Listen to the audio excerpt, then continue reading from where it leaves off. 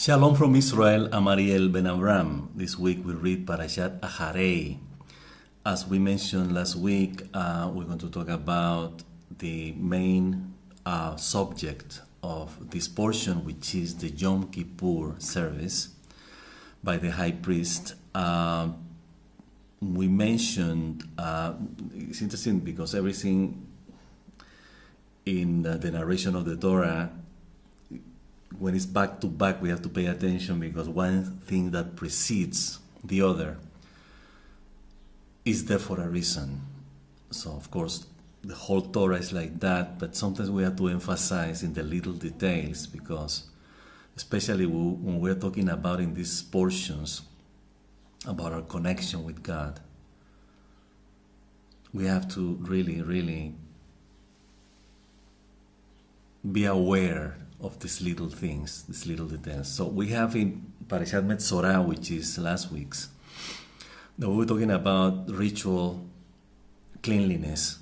So how we become pure, especially from a specific transgression called slander, negative talking. And interesting, after that we enter in Parshat Acharei talking about the main core, which is the Yom Kippur service. So it's like Yom Kippur is the most important day in Judaism. I mean, we have our holidays, but our sages came to the conclusion that Yom Kippur is really when we are one, with God. So it's like when we are in the presence, we're before God, as we said last week,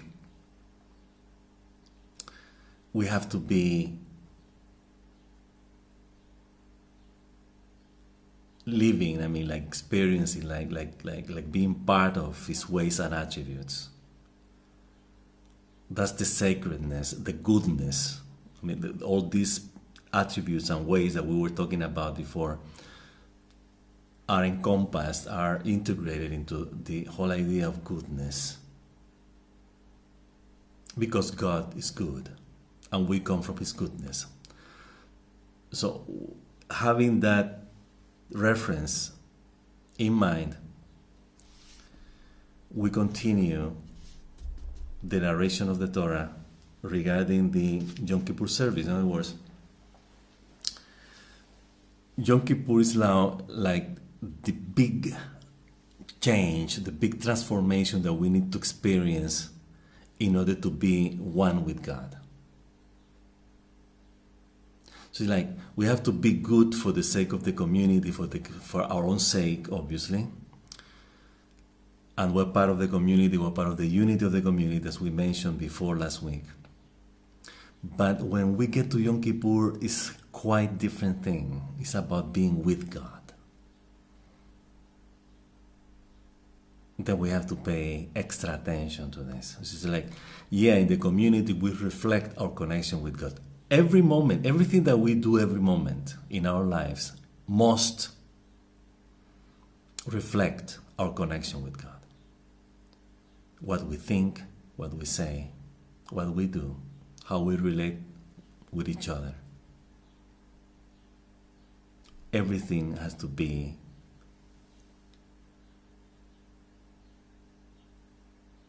within the frame of our connection with God.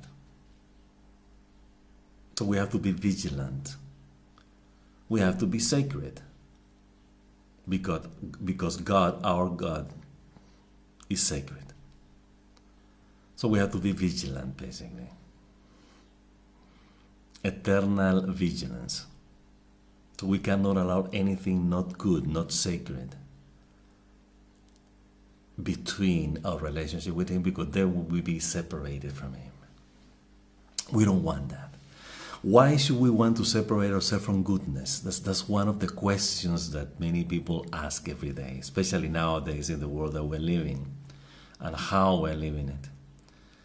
It's like people despise goodness. So they give more value to ego's negative fantasies and illusions of power, possession, exploitation, humiliation, undignifying approach to life. Out of selfishness, basically. See, like the sacredness of life, which is its goodness, is completely spoiled. So we have to understand that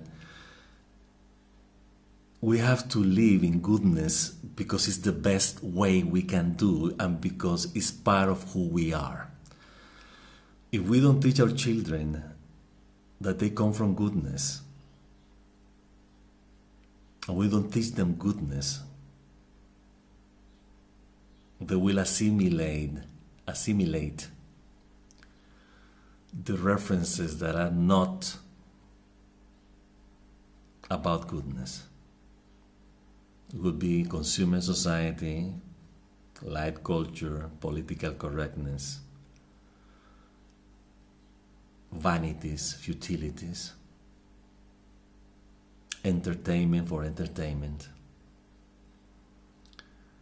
and distracting ourselves and themselves from what really matters, which is goodness.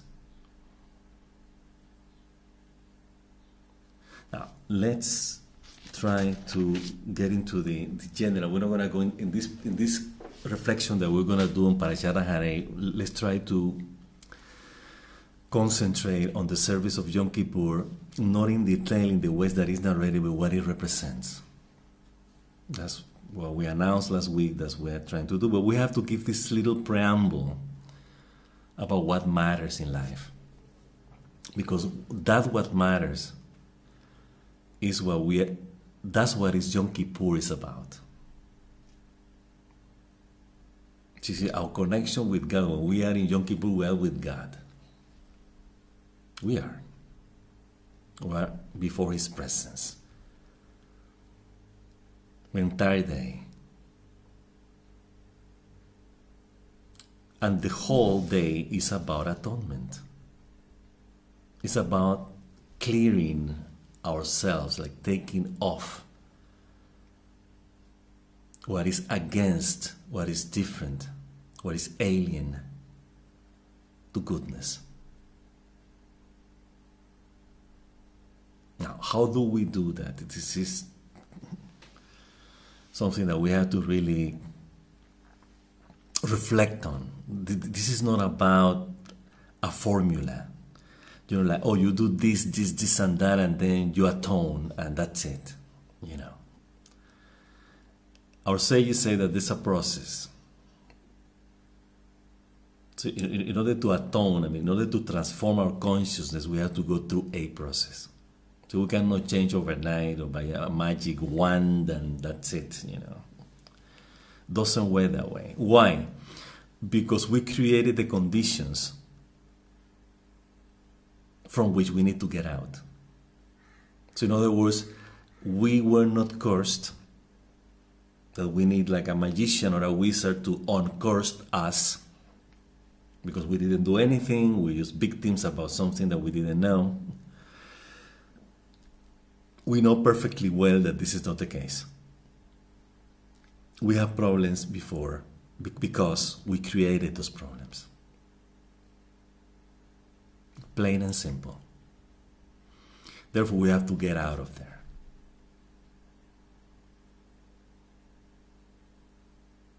And God really doesn't have much to do about that,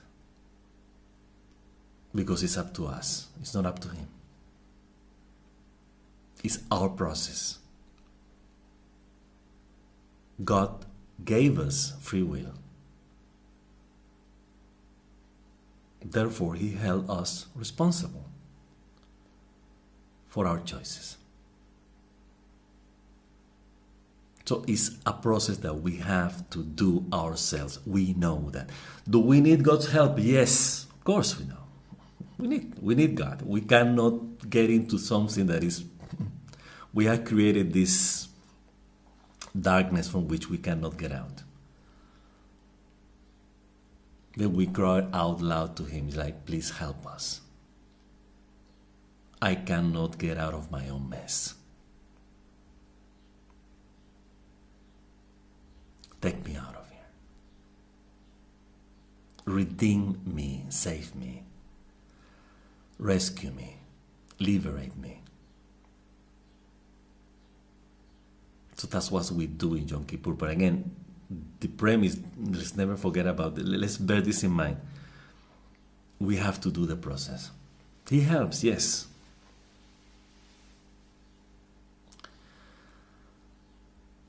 Our essence is Him. We come from Him. He's with us all the time. But He also gave us ego and free will, and intellect and discernment,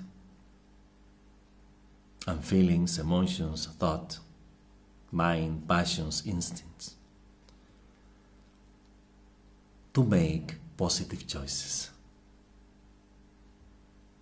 And if we make negative choices, we have to learn from them,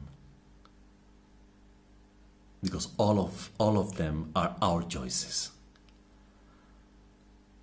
So let's not play games with ourselves, because what is the point of cheating ourselves? Some people do. They rather ignore who they are in order to follow something that people tell them to be and to do. And they do. They dismiss themselves, their own essence, in order to become what they're told to be and to do. So they are responsible also. They cannot blame the people who tell them what to be or what to do. They have to blame themselves.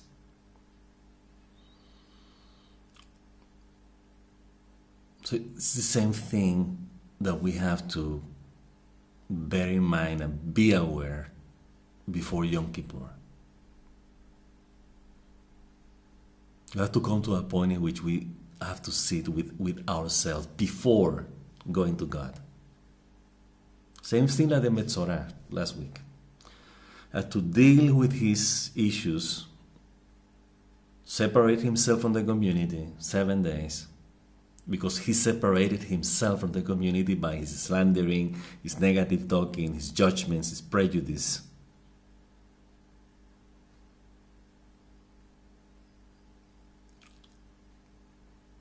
Then after that he returns. Same thing here with God. We have to clean our act first before we go back to Him. He's not going to let us be in before His presence without doing that. We know that. Because God's ways and attributes do not coexist or cohabit with anything different than them. We know that. Yeah, He's graceful, He's abundant in loving kindness, truth, righteousness, justice.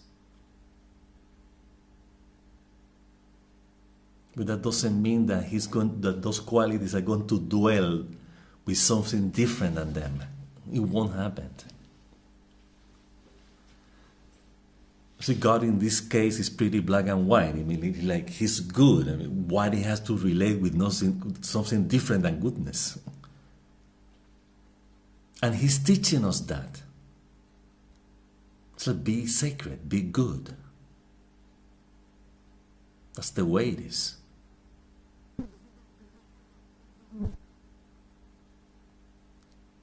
Then it has a process that we have to do. How we do that? I would just say that there's a process that we said before. And which first we have to recognize our sins, our transgressions, our wrongdoings, our negative approach to life. We have to sit with our ego, with our own sense of self, with our own God-like attitude. Yeah, really, sit with ego. Say, hi, how are you doing?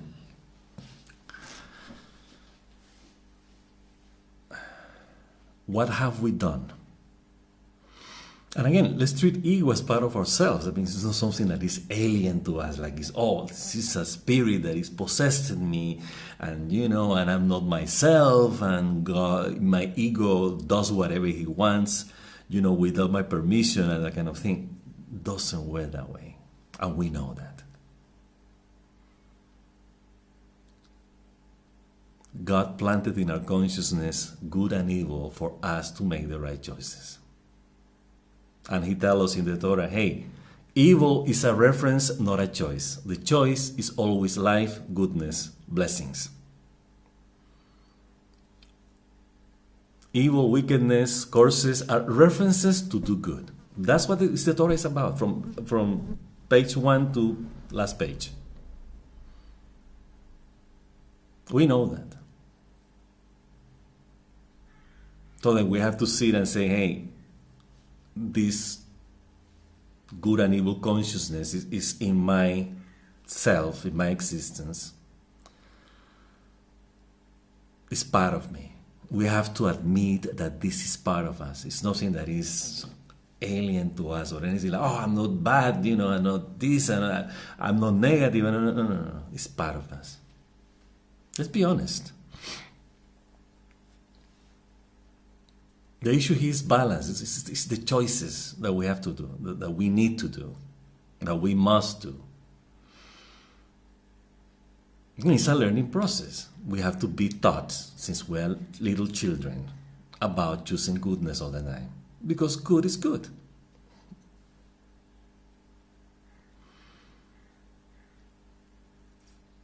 And live in an environment in which the references, the purpose, the goal, the motivation, and the end is goodness.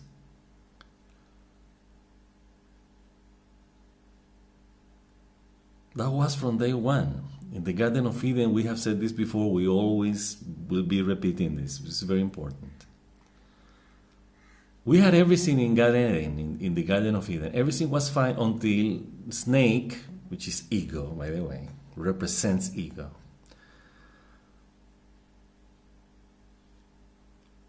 So it's not enough. You can't be God. I mean, could you settle yourself with this beautiful garden? You are not hungry.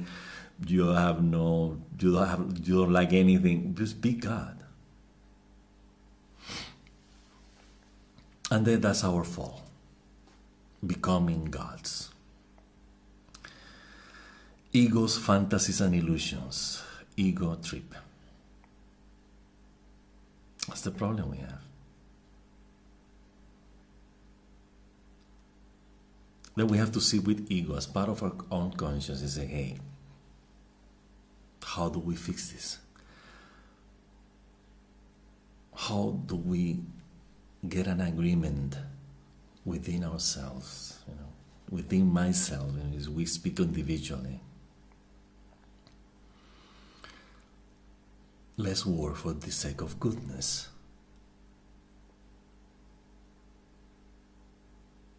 Let's work together for who we really are.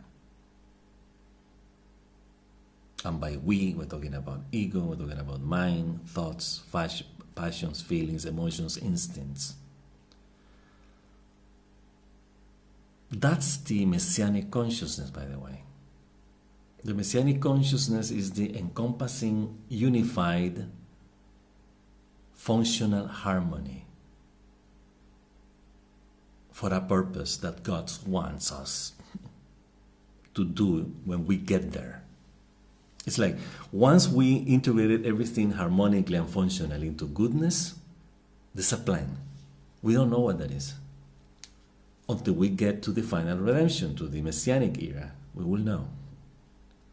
But the prerequisites, the premises for the Messianic consciousness is goodness, everything positive, everything. All evil and wickedness are going to be erased from consciousness. In order to do something, to build something, we don't know what that is. We will see. But we have to start doing that, because getting to that consciousness is our own individual and collective redemption. So we have to do it. We should have done it many centuries ago. since the Exodus from Egypt, by the way. You haven't done it. We have to. So Yom Kippur is about initiating the process of removing what is unnecessary, all these negative references that we took as options, and embrace love's ways and attributes, which is the goodness that we're talking about here.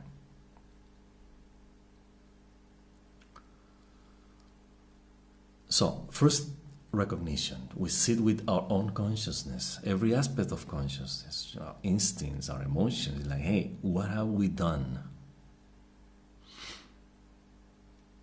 that make us feel so lonely, so separated from who we really are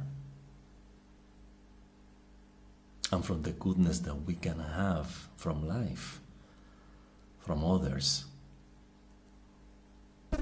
from our community, from our environment.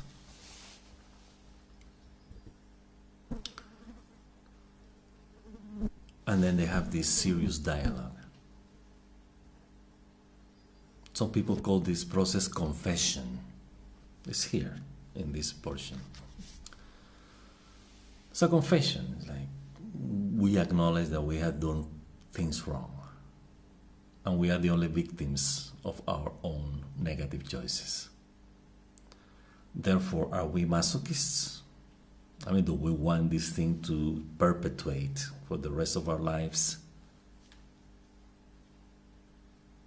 or not? And then there's an answer that deep, especially we will get there, when there is pain, that says, no, I don't want that anymore. And then we get an agreement with every aspect of consciousness, ego included, of course. And we say, hey, let's go back to who we really are, to our true essence and identity, to love's ways and attributes. Now, this is the confession. This is the acknowledgement.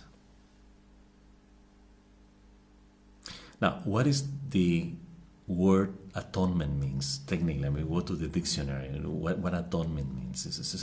Basically, the definition is learning something from a painful experience. It's like we have to experience pain in order to learn.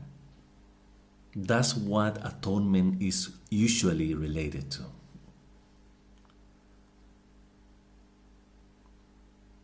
So then, if we have been suffering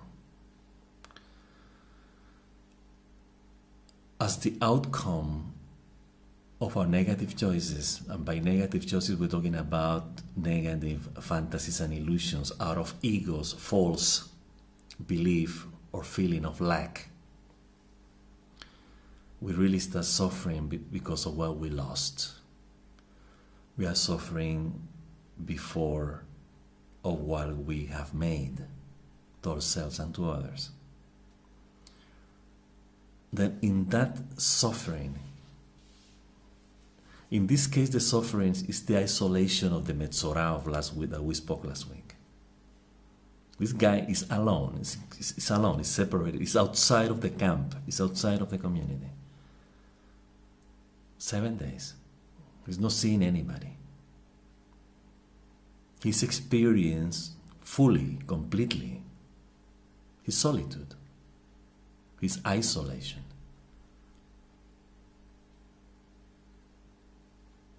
His pain of being separated. He wants to go back to the oneness, to the goodness in the community, to the good talking, to the good doing. If we don't learn from our pain, we are not atoning. Now, question is, do we have to feel pain? You say, no, pain is not required here. Judaism is not about self-flagellation, and suffering in order to atone. No, it doesn't work that way in Judaism. It doesn't make sense, by the way. Because you don't learn, we don't learn about the pain that we inflict in ourselves. Especially we believe that inflicting pain in our bodies, in ourselves, is going to free and liberate ourselves. This is completely preposterous. It's stupid. It doesn't make sense. It's completely absurd.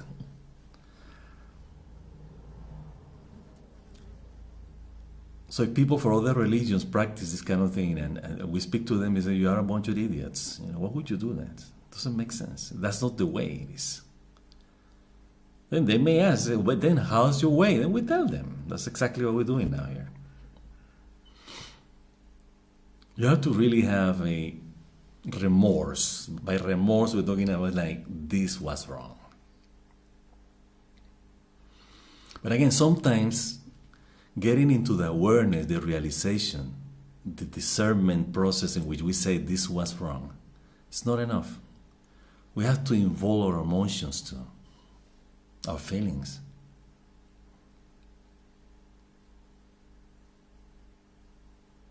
Sometimes we understand things at a certain level, at the intellectual level, but we don't understand it at the emotional level. We don't. And we have said that our consciousness is comprised, is formed by several dimensions. We have said, we're going to say them again: discernment, intellect, mind, thoughts, emotions, feelings, passions, and instincts. It's like about 7 kind of thing, 7, 8. Because sometimes emotions and feelings are going in the same place.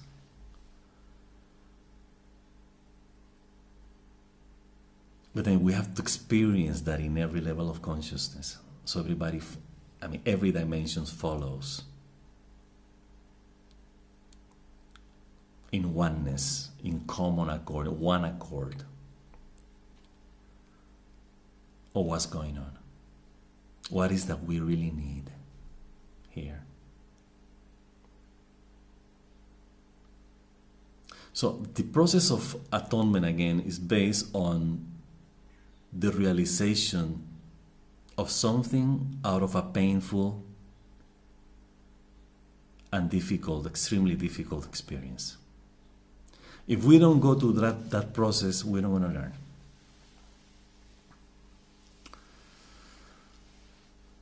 Unless the quality of our transgression belongs to a certain level. Maybe it's an intellectual thing, maybe it's about a transgression based on ideology, based on a belief, and it's not necessarily something that is related to our feelings or our emotions. So maybe we don't understand that emotionally, we understand it through the mind, that's fine. But again, the whole point about atonement is like, we really have to get everything that we have done, touch every dimension of our consciousness. So our emotions and our feelings and our body itself have to feel the consequence of a negative choice that we have made. So once we learn from that, it's like, I don't want to feel this pain. I don't like to feel this emotion. I don't like to feel depressed. I don't like to feel angry. I don't want to feel envy. I don't want to feel greed. I don't want to feel lust. I don't want to be indifferent. I don't want to be indolent. I want to be exactly the opposite of those negative things. I want to be in the plus side, in the goodness that I am from where I came from. Then we atone. And that atonement is absolute, by the way. By absolute, we mean we're not going to go back to the way it was before. There's no way. No chance. No chance. Because we know exactly what that is. We don't want to be there. Some people in psychology or psychiatry, they call this maturity. It's like when we mature, it's like we realize certain things. It's like, what mature? We are not children anymore. In other words, we are not drawn by emotions and feelings and these kind of things. We don't want to go back to where it was. We want to be in goodness. So then we despise negative people. We don't want to be around slanderers. We don't want to be around wickedness. We don't want to be around evil. We don't want to be around anything destructive or diminishing or subtracting, exploiting, humiliating. We just don't want to be there anymore. And we won't. Now, if we are back to that, some people, they do this, they repent, and they do the teshuvah, we say it in Hebrew, but then they do it all over again. It's like, they didn't learn. So that's fine. I mean, it's not about that it's going to, say, oh, I did this wrong, and then again and again and again. This person needs to be in pain, to be in the negative choices that he makes. One day he will learn. One day he will mature. So it needs time. So we don't have judgments against those people. Hey, look at them and make fun of them. Oh, he's repented and he's doing it again. And, he doesn't have a word. He's a poor idiot. No.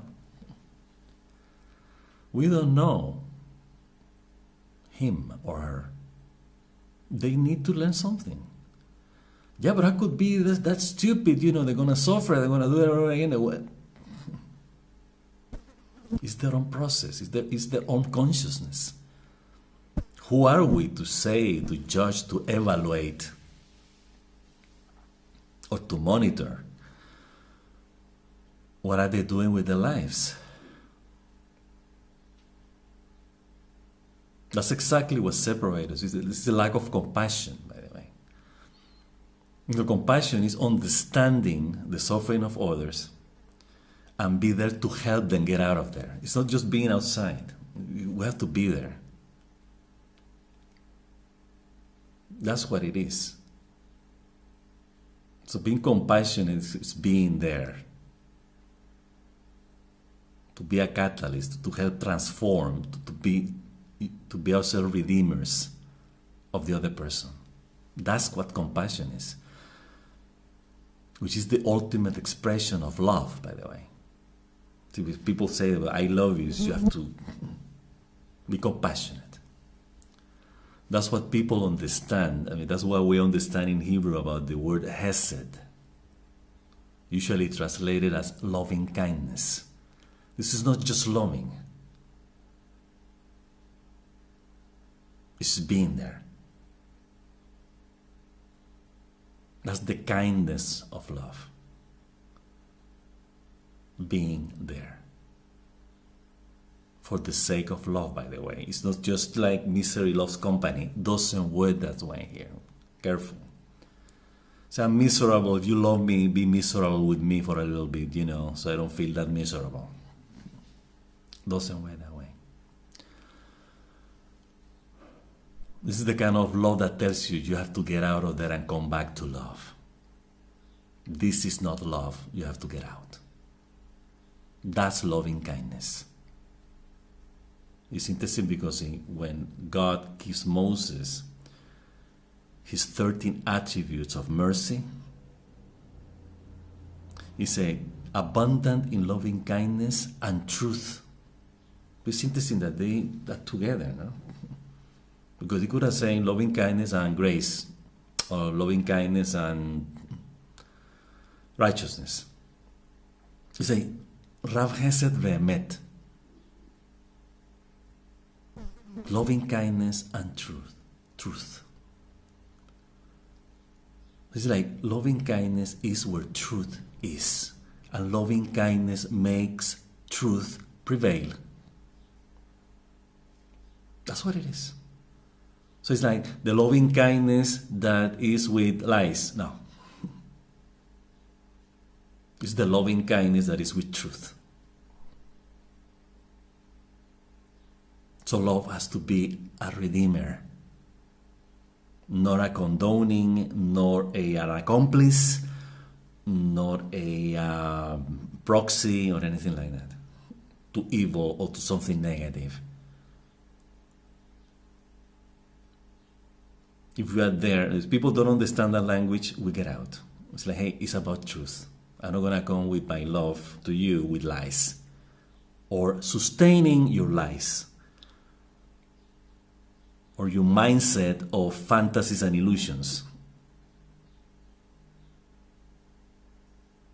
That's the real tough love, by the way. Tough love is not making other people suffering. Tough love is to make people aware of what love is and bring them back to love. That's what it is. That's the rescue mission. That's the redemption.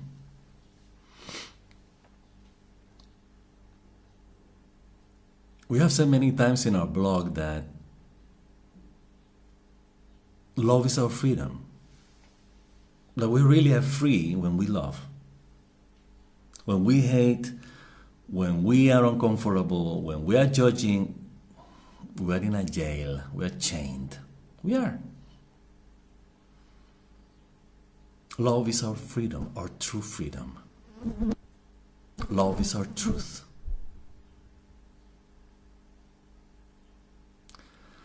So the Yom Kippur thing, again, is like, once we get to that point, and it's interesting because the Maxor, the prayer book for Yom Kippur, lists literally every possible negative transgression that human consciousness may have. This is very interesting. All of them. Slander, every kind of crime. And we say, when we read the Matzot, some of us say, well, I'm not committed this thing. Why am I atoning for that? This is some kind of it's a valid thing. Like, hey, I did this and that, but I didn't do all these other things. He said, yeah, but those are sins also. It brings us back to this thing that we see in Facebook. A lot of people posted. We have posted also this image or this phrase saying, like, is it the fact that you don't sin like me doesn't necessarily exempt you for being a sinner? It's like, yeah, I sin, but I sin different like you. It's like, you're a sinner still.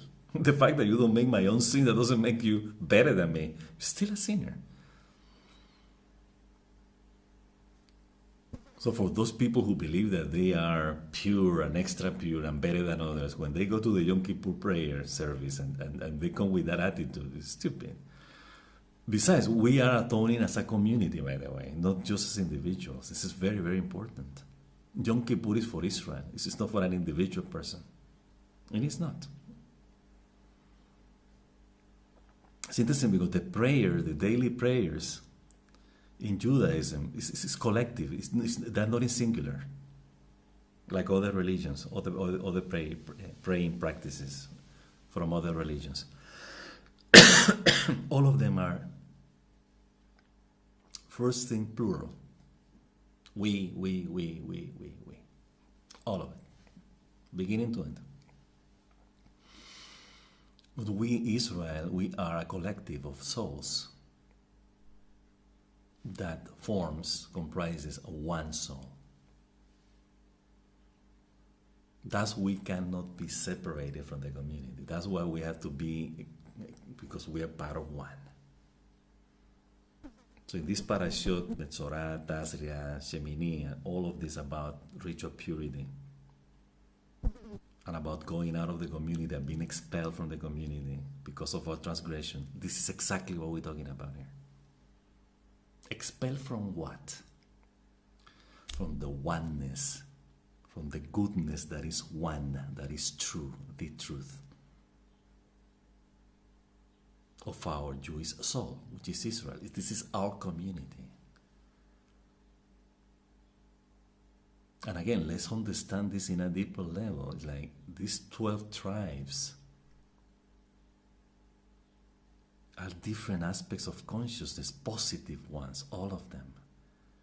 It's our positive, potential, creative powers. Those are the tribes at the service of God's will. That's what it is. Then we have to unite every aspect of consciousness, every positive, creative potential in our consciousness. Clean it from what is negative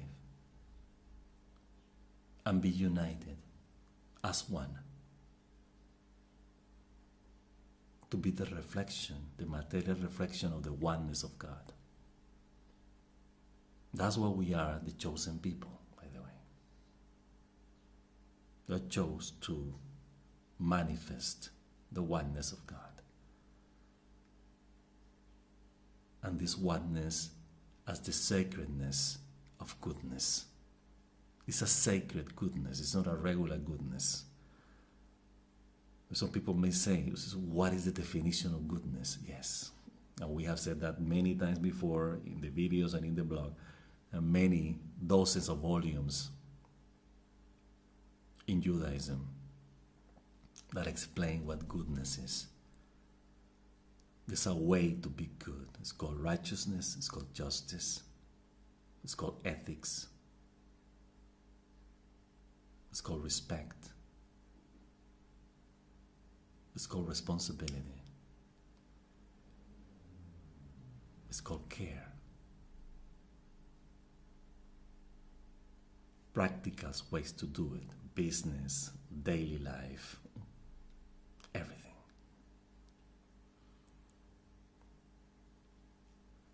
That's the way it's meant to be. You know, if we're going to be good, there's a way to do it. So it's not about thinking and talking, it's about doing also. So Yom Kippur, again, is the moment in which we have to clear ourselves from what we don't need, which are the negative trends in consciousness and egos, fantasies, and illusions based on a feeling or a belief of lack. We have to realize that the only thing that we need is love. The only thing that we need is goodness. That's why we said last week in Parshat Metzorah that we should not and must not take goodness and love for granted. This is the best we have. So we have to cherish, protect it,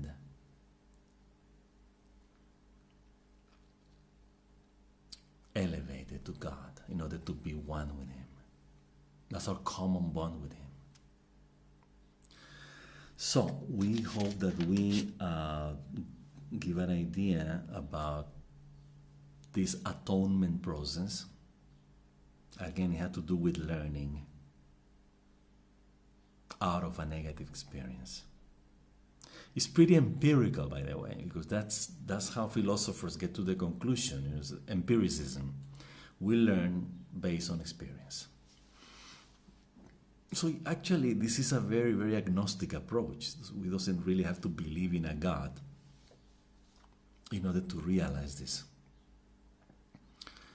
We have to pursue goodness for the sake of goodness, because goodness is the best we have. We don't need to believe in a God to know that. Primitive cultures know this.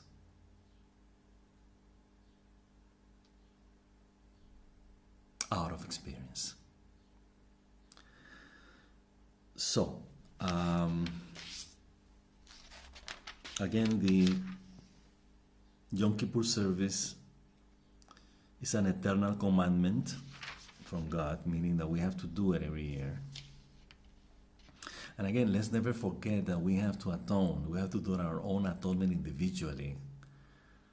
The rest of the 364 days of the year if it's not a leap year, of course. And again, after the Yom Kippur service, talking about prohibitions against eating blood and the commandment to cover it. Again, blood is related to life. We cannot spill life. Therefore, we cannot eat life. It's represented by the blood. Forbidden relationships. The Torah is specific about provision of incest and mating with immediate family members, even close relatives. There's a deeper meaning on that. It's like it's part of ourselves.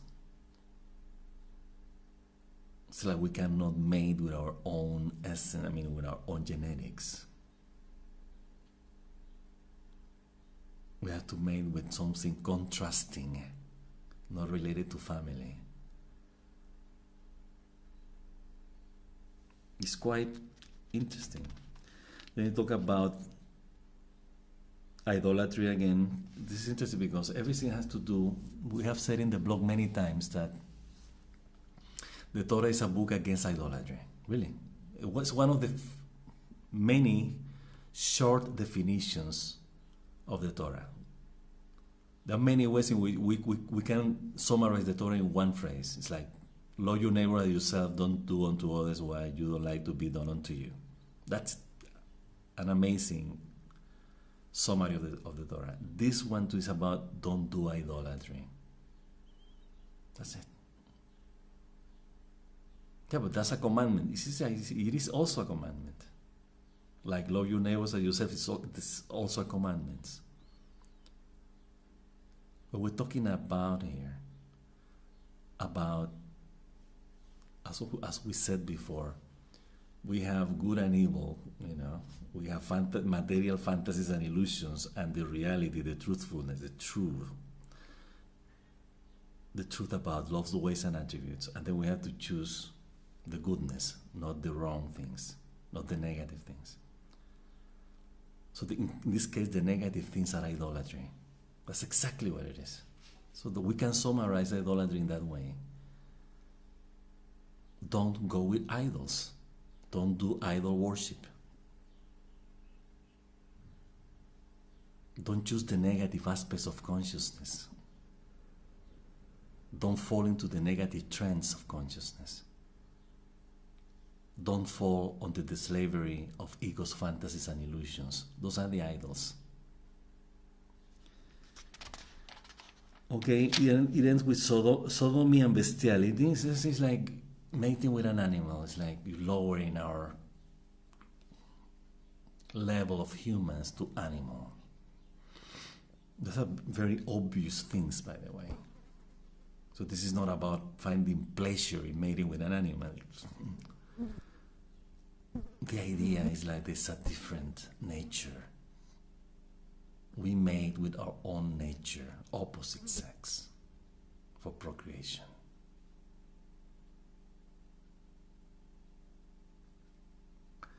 So the Parshat Acharei ends with the holiness of the land. It's interesting because this is like the bottom line, like the whole process, the whole preamble about talking about Yom Kippur, about the confession, about the offerings.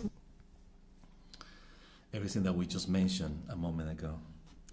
The holiness of the land. What is the land? The land is the life, is life.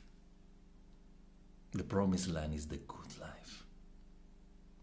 No idols, no negative nations, nothing. No negative emotions, nothing. That's the holiness of the land. Do not contaminate through any of this, bestiality, sodomy, what we said before. For through all this, the nations that I expelled before you became contaminated. Let's say this is verse 24, chapter 18 of the book of Leviticus, Parshat Acharei at the end.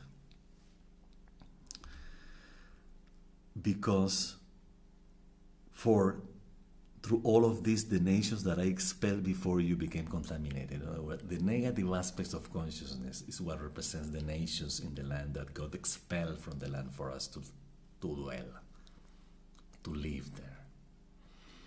So this is very, very important. We have to expel what is negative, because these guys were best. They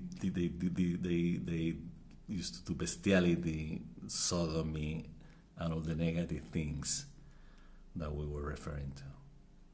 So it's like God is telling you, I expelled before you. They were contaminated with that. The land became contaminated, and I recalled its iniquity upon it. And the land disgorged its inhabitants, like expel them, throw them up. But you shall safeguard my decrees and my judgments, the goodness that we're talking about, of his ways and attributes, and not commit any of these abominations. The native of the proselyte who lives among you, the convert who lives among you, he should not do that either. For the inhabitants of the land who are before you committed all these abominations, the people who lived before in the land. And the land became contaminated, life became contaminated. Let not the land disgorge you for having contaminated either. It's like, don't be like the nations while you are in your land in the goodness of life. Don't desecrate your land, your goodness, by being wicked, by being negative, basically. As it disgorged the nation that was before you.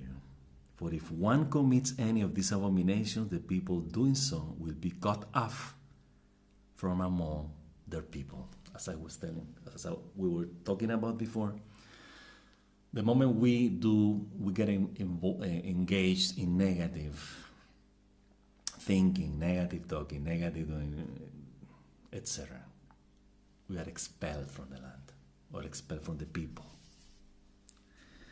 You shall safeguard my charge, my commandment, not to do any of the abominable traditions that were done before you, and not contaminate yourself through them. I am Hashem, your God. It's like God is telling us, I'm sacred. You have to be sacred. You have to be good. You cannot be like the people of the nations who were dwelling in this land before you came. That's the whole point. Goodness, as we mentioned last week. But this is another aspect of it. The Torah is telling us the same thing in a different way. And then the prophets come and do exactly the same. No idolatry. Go back to goodness. Go back to your true essence and identity. That's who you are. That's your common bond with God. Stay there. For the sake of goodness. Okay, so I hope that we had get closer to God with all these reflections. Get the strength to remove everything that we don't need, everything negative that we don't need in our lives. Have the willingness and the motivation to return to goodness. To our true essence and identity, as we have said. So have a blessed rest of the week. Shabbat Shalom. And until next week.